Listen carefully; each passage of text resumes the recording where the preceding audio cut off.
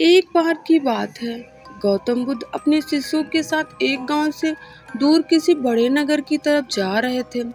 गर्मी का दिन था और रास्ता भी बहुत लंबा था।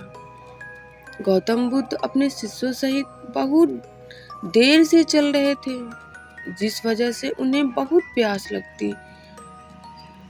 वहां से कुछ ही दूर पर बरगद के वृक्ष की एक घनी छांव थी। सभी लोग उस वृक्ष के पास पहुंच जाते हैं। महात्मा बुद्ध अपने शिष्यों सहित वृक्ष की घनी छाया के नीचे विश्राम करने लगते हैं।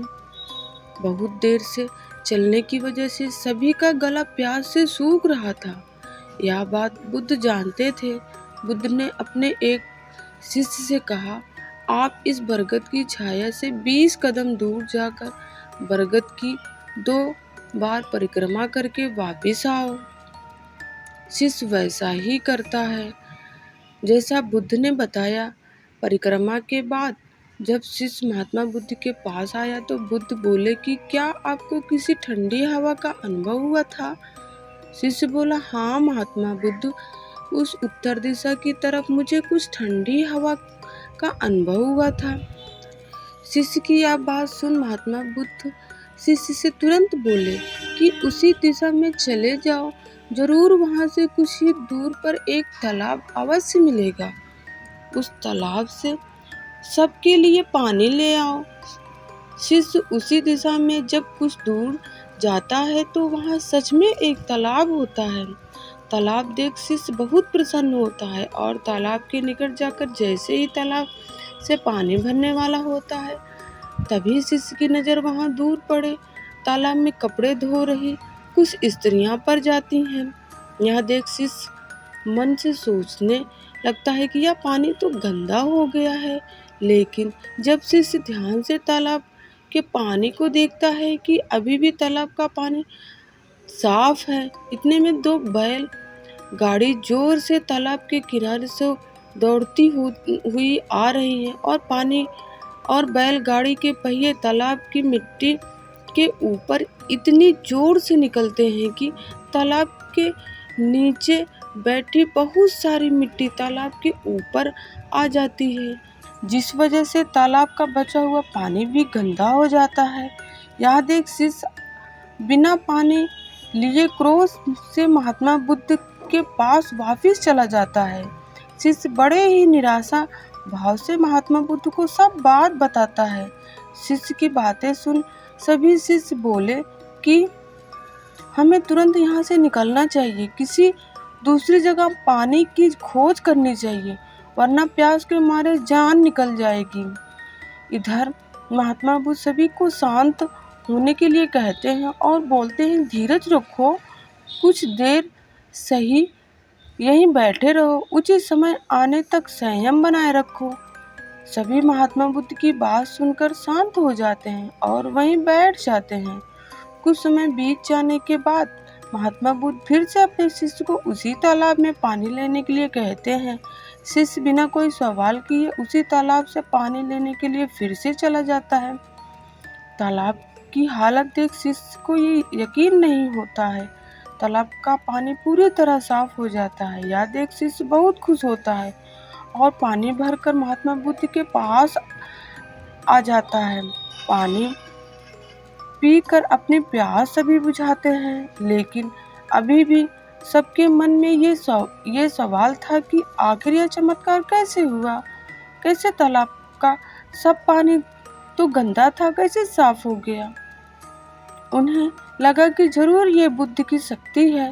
इनमें एक शिष्य ने यह सवाल महात्मा बुद्ध से पूछ ही लिया कि यह चमत्कार आपने कैसे किया।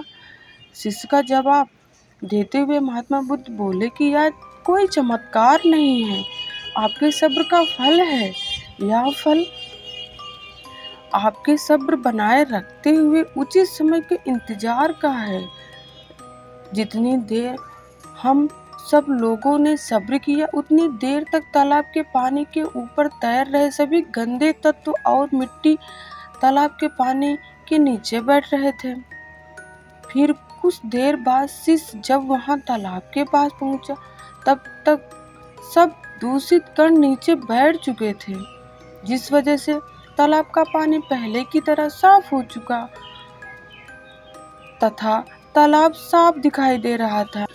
यदि उस समय आप लोगों ने सब्र ना किया होता, धैर्य ना रखा होता तो आप सब अपनी गर्मी में पानी की खोज में प्यासे रहकर शायद अब तक मृत्यु को प्राप्त हो गए होते, क्योंकि यहाँ से अगला कोई तालाब नहीं है, और होगा भी तो क्या उसका पानी साफ होगा या नहीं।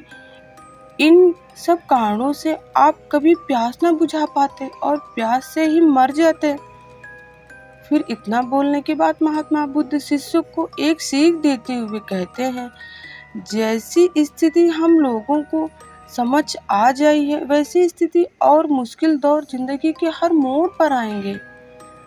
तब उस समय भी आपको ऐसे ही संयम बनाए रखना होगा और अपने विवेक से काम लेते हुए ही आपको एक उचित फैसले के साथ सही नतीजे पर पहुंचना होगा। हर मुश्किल दौर में सब्र रखते हुए ऐसे ही शांत मन से ही कोई फैसला लेना चाहिए जिसका आपके और दूसरों के लिए अच्छा हो, क्योंकि ऐसी स्थिति में लोग अक्सर गुस्से में आकर अपना सब्र खो देते हैं और गुस्से तथा जल्दबाजी में गलत काम और फैसला कर बैठते हैं, जिसका बुरा परिणाम आपको भविष्य में देखने को मिलता है, जिसमें खुद का ही नुकसान होता है। कुछ परिस्थितियां जीवन में ऐसी होती हैं जहां हमें सब्र बनाए रखते हुए उचित समय का इंतजार करना होता है। लोग अक्सर यहीं पर अपना सब्र खो देते हैं और उचित समय आने का इंतजार नहीं करते, जिस वजह से उनको आगे चल दुख और मुश्किलों का सामना करना पड़ता है। हमारे द्वारा लिया गया आज का फैसला हमारे आने वाले कल की खुशी और दुख को निश्चित करता है। दोस्तों, बुद्ध की इस स्टोरी से हमें अपने जीवन में बहुत कुछ सीखने को मिलता है। हमें अपने जीवन की उन अनमोल बातों और ज्ञान का बोध होता है जो हमें हमारे जीवन में बहुत काम आती हैं।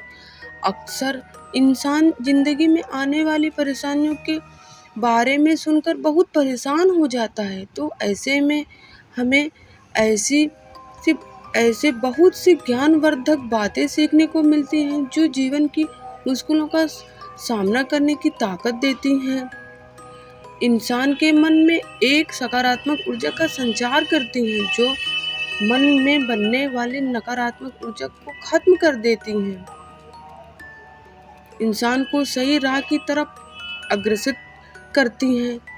तो इन्हीं बातों के साथ हम अपनी वाणी को विराम देते हैं। तो मिलते हैं आप लोगों से नेक्स्ट किसी वीडियो में। तब तक के लिए आप मेरे चैनल को सब्सक्राइब कर दीजिए।